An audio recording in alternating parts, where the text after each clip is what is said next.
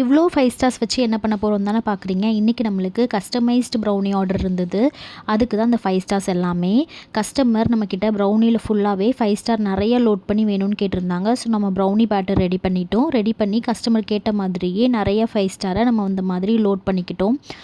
சின்ன சின்ன பீசஸாக 5 ஸ்டாரை கட் பண்ணிவிட்டு இந்த மாதிரி நான் லோட் பண்ணி எடுத்துக்கிட்டேன்.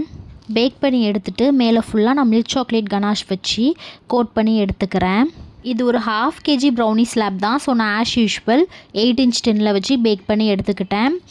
ஆக்சுவலாக கஸ்டமர் நம்மக்கிட்ட உள்ள எக்லெஸ் சாக்லேட் தான் லோட் பண்ண சொல்லி கேட்டிருந்தாங்க. ஆக்சுவலி எக்லெஸ் சாக்லேட் வந்து சாப்பிடும்போது கொஞ்சம் ஹார்டாக இருக்கும். பேக் பண்ணிவிட்டா இன்னும் கொஞ்சம் ஹார்டாயிரும். கஸ்டமருக்கு நான் தான் சஜஸ்ட் பண்ணேன், எக்லெஸ்க்கு பதிலாக உள்ள 5 ஸ்டார் ஆட் பண்ணோம் அப்படின்னா டேஸ்ட்டும் அதே மாதிரி தான் இருக்கும். கிட்ஸுக்காக இந்த கேக் கேட்டிருந்தாங்க. ஸோ அதனால் சாப்பிடும்போது அவங்களுக்கு ஹார்டாகவும் ஃபீல் பண்ண மாட்டாங்கன்னு மேலே ஹார்ட் ஷேப் சாக்லேட்ஸும் ஆட் பண்ணிவிட்டு ஹாப்பி பர்த்டே டாப்பரும் வச்சுட்டு அதுக்கப்புறம் கொஞ்சம் ஸ்ப்ரிங்கிள்ஸும் ஆட் பண்ணி டிசைனை கம்ப்ளீட் பண்ணி எடுத்துக்கிட்டேன். இந்த 1/2 kg ஸ்லாப்போட ஃபைனல் வெயிட் என்ன வந்துருச்சுன்னு பார்த்துடலாம். 1 kg கிட்ட வந்திருந்தது. போர்டோட வெயிட் 150 grams. அதை மைனஸ் பண்ணாலும் 850 grams கிட்ட வெயிட் ஆயிடுச்சு.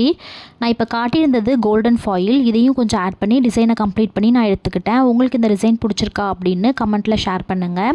உங்களுக்கு இந்த மாதிரி brownies, cakes, cup cakes, cookies எது வேணுனாலும் மேலே தெரியுற வாட்ஸ்அப் நம்பருக்கு மெசேஜ் பண்ணி உங்களோட ஆர்டரை ப்ளேஸ் பண்ணிக்கோங்க.